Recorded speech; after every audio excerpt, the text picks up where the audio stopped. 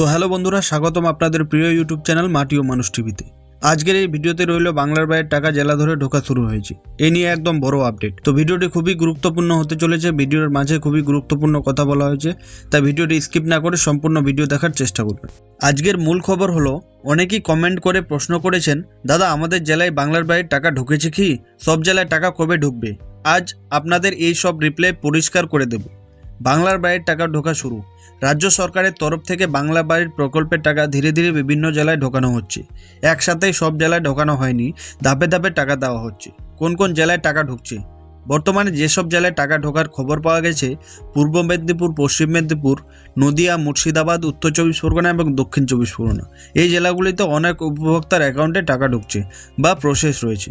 তবে মনে রাখবেন, সব ব্লক বা পঞ্চায়েত একসাথে টাকা কিন্তু ছাড়ছে না। টাকা সব জেলা ওয়াইজ, ব্লক ওয়াইজ ধীরে ধীরে ছাড়ছে। যাদের এখনও টাকা ঢুকেনি তাদের ভয় পাওয়ার কোনো কারণ নেই।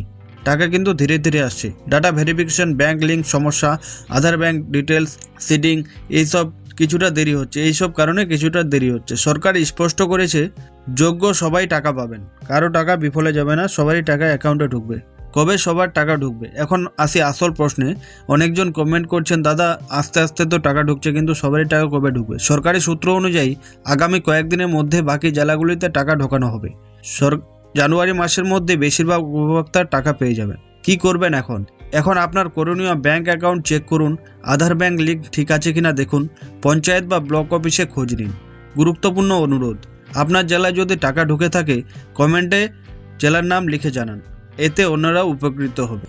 তো এই প্রতিবেদন থেকে জানতে পারলাম বাংলার বাইরের টাকা কিন্তু ঢোকা শুরু হয়ে গেছে। ইতিমধ্যে আমাদের অনেকেই কমেন্টে জানিয়েছেন, দাদা আমি টাকা পেয়ে গেছি।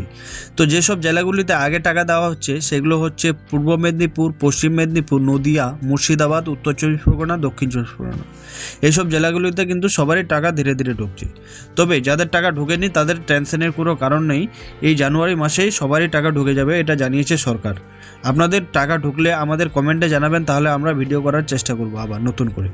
তো আপনাদের কোনো সমস্যাও থাকলে আমাদের কমেন্টে জানাতে পারেন। তো এই ছিল আজকের বাংলার বাড়ির বিশেষ আপডেট। তো ভিডিওটি যদি ভালো লাগে তাহলে লাইক করুন, শেয়ার করুন, আর মাটি ও মানুষ টিভি চ্যানেলকে সাবস্ক্রাইব করতে ভুলবেন না, কারণ আমরা প্রতিদিন এরকমই সরকারি আপডেট নিয়ে আসি গভর্নমেন্ট স্কিম নিয়ে। তো বন্ধুরা ভালো থাকবেন, সুস্থ থাকবেন, আবার দেখা হবে নেক্সট ভিডিওতে। ধন্যবাদ।